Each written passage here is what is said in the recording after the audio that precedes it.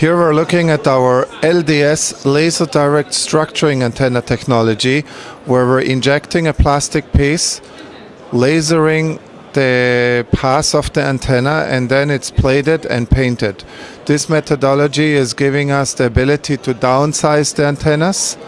and really make very small antennas with very flexible patterns that give the RF engineers basically the full flexibility to utilize the space of the antenna without considering the capabilities of a tool. If we think about metal tools or even two-shot molded tools, we have the problem that there are limitations of what can be done because of the structures of the tools and the design limitations in a tooling that is a mechanical part. Here with the laser we can just inject the part, get the pattern